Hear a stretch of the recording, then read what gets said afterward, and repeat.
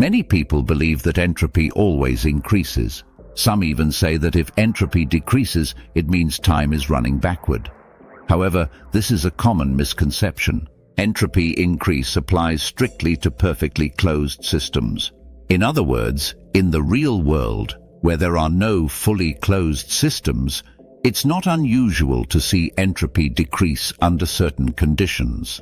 Let's look at some examples of entropy decreasing, where things shift from a more chaotic to a more ordered state. When water turns into ice in a refrigerator, it's an example of entropy decreasing.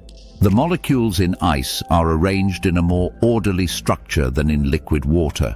The refrigerator accomplishes this by expelling heat outside and using electricity, which reduces the entropy inside as ice forms. In photosynthesis, plants absorb carbon dioxide and water to create glucose and oxygen.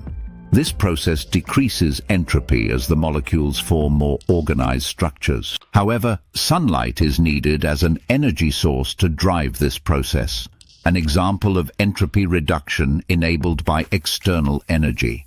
When particles in a liquid or gas grow into a solid crystal, such as water freezing into ice or salt forming from evaporated salt water, entropy decreases. The organized crystal structure has a lower entropy than the random molecular arrangement in liquids or gases. When storing data on a computer, random data is organized into structured files on hard drives or SSDs. This process of storing and structuring data decreases entropy and requires energy input to arrange information physically. In biological systems, the healing of wounds or cell regeneration decreases entropy. Damaged tissues are restored in an organized structure, creating order in cellular arrangement, though energy is required for the process. Notice the common theme? When external energy is supplied or consumed, entropy decreases. So, does a perfectly closed system exist in the real world? A perfectly closed system is theoretical and practically impossible. By definition, a closed system would have zero exchange of energy or matter with its surroundings, but no system is entirely isolated in reality. For instance, the entire universe could theoretically be considered a closed system, but even this assumption relies on an incomplete understanding of the universe. We still don't fully understand the Big Bang, nor can we be certain if or when the expanding universe might contract again. This level of uncertainty makes even the universe's closed status debatable. In physics, it's also difficult to create a truly closed system in experiments. A close approximation might be a vacuum-sealed laboratory system, but even this interacts with the environment through radiation or quantum fluctuations. In practice, interactions with the surroundings, however minimal, make a perfectly closed system an idealized concept.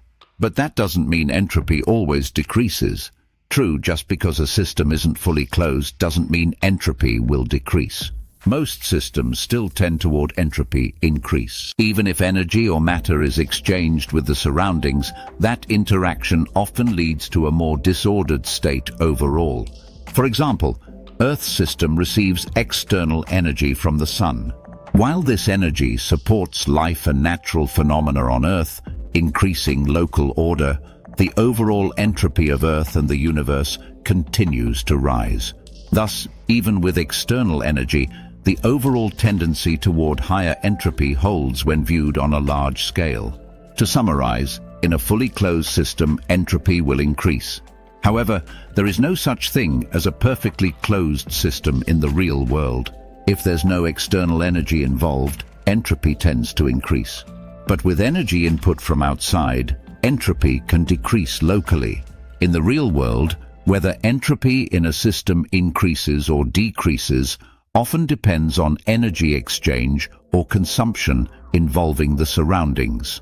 In short, perfectly closed systems don't exist in reality, but that doesn't mean entropy always decreases. In most cases, entropy still tends to increase on a larger scale, even if energy is exchanged with the surroundings. Subscribe it.